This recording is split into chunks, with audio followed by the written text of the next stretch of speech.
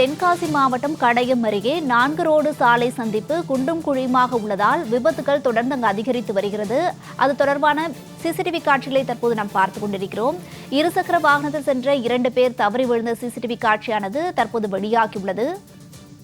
விரிவான விவரங்களுடன் செய்தியாளர் செல்வராஜ் இணைப்பில் இருக்கிறார். அவரிடம் விவரங்களை கேட்டறியலாம். வணக்கம் செல்வராஜ், தற்போது அங்கு இருக்கக்கூடிய பகுதி மக்களின் கோரிக்கை என்னவாக உள்ளது? இது குறித்த விரிவான விவரங்களை பதிவிடுங்க.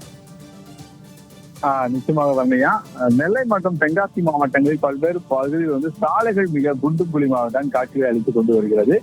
தொடர்ந்து அந்தந்த பகுதியைச் சேர்ந்த பொதுமக்கள் தமிழக நெடுஞ்சாலைத்துறை மற்றும் உள்ளாட்சி அமைப்புகள் மற்றும் மாநகராட்சி உள்ளிட்ட பல்வேறு பகுதிகளிலும் புகார் கொடுத்தும் இதுவரை எந்தவித நடவடிக்கையும் எடுக்கப்படவில்லை.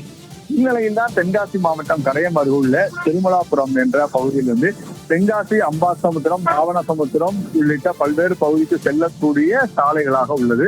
இந்த சாலைகளில் தினந்தோறும் ஆயிரக்கணக்கான வாகனங்கள் இங்கு செல்கின்றன. இந்த வெங்கடாம்பட்டி செல்லும் சாலை கடையம் ஊராட்சி ஒன்றியத்துக்கு சொந்தமான சாலையாகும். இந்த சாலையில் ஏற்பட்டுள்ள மிகப்பெரிய பள்ளத்தினால் அவ்வப்போது இருசக்கர வாகனத்தில் செல்பவர்கள் விபத்துக்குள்ளாகி வருகிறார்கள்.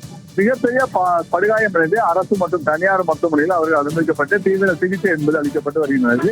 இந்த நிலையில் தான் அந்த சாலையில் இருசக்கர வாகனத்தில் செல்பவர்கள் கீழே விழக்கூடிய ஒரு காட்சி என்பது தற்போது அங்குள்ள சிசிடிவி கேமராவில் பதிவாகி உள்ளது.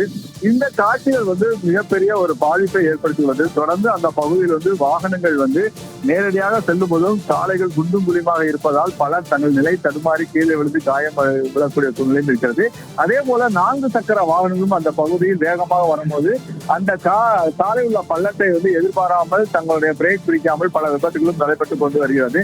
இது சம்பந்தமாக அந்த கிராமத்தை சேர்ந்தவர்கள் மற்றும் சமூக ஆர்வலர்கள் மாவட்ட ஆட்சித்தலைவரும் பல முறை புகார் கொடுத்தும் அந்த புகாரின் பேரில் எந்தவித நடவடிக்கையும் எடுக்கப்படவில்லை என கூறப்படுகிறது. இதற்கு சிறப்பு கவனமாக செலுத்தி அந்த சாலை உடனடியாக சீர் செய்ய வேண்டும் என்பதுதான் அந்த கிராம மக்களின் கோரிக்கையாக உள்ளது. வர்ணியா. செல்வராஜ், விவரங்களுக்கு நன்றி.